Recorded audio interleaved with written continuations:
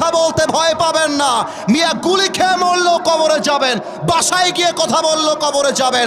আমার কথা একটা, বাঁচলে গাজী, মরলে আমি শহীদ হয়ে মরতে চাই।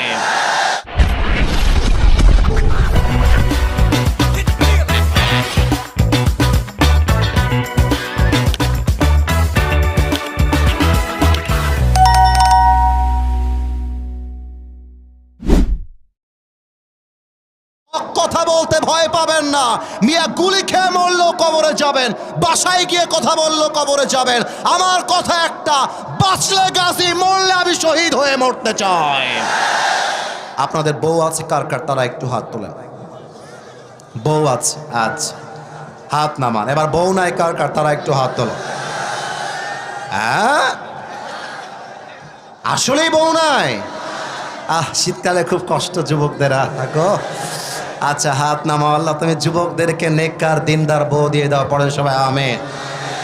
আমার প্রিয় কুড়িগ্রামবাসী, 3টা তাকবীর দিব আমরা আল্লাহর নামে। প্রথম তাকবীর দিবেন বিবাহিত ভাইরা, সেকেন্ড তাকবীর দিবেন আমার প্রিয় সিঙ্গেল ভাইরা। দেখা যাক কার গায়ের জোর আজকের মাহফিলে কত বেশি। বিবাহিত ভাইরা, লিল্লাহি তাকবীর। সর্বনাশ, আপনারা নাম্বার পেয়েছেন আমার পক্ষ থেকে 67। সব জায়গায় 65 পায়, আপনাদের আওয়াজ বেশি 67। এবার আমার প্রিয় সিঙ্গেল ভাইয়াদের পালা। সিঙ্গেল একটা কাশি মারো। লিল্লাহি তাকবীর। বিবাহিত ভাইরা আমাকে মাফ করে। আমার মনে হয় আজকে সিঙ্গেলরা 95 নাম্বার পেয়ে পাস করেছে, ঠিক কিনা?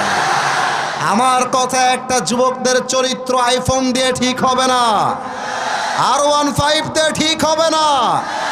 আমার চরিত্র ঠিক করতে আমার ঘরে আমার বউয়ের দরকার। ম্যান ফর হিউম্যানের উদ্যোগে আজকের এই প্রোগ্রাম।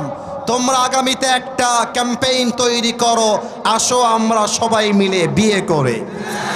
তোমাদের স্লোগান হবে, আমরা এমন মেয়েকে আমাদের সংগঠন থেকে বিয়ে দিতে চাই যেই মেয়ের দাবি হচ্ছে 10 লাখ দেনমোহর নয়, যেই মেয়ের দাবি হবে আমি একটা ভালো স্বামী পেতে চাই।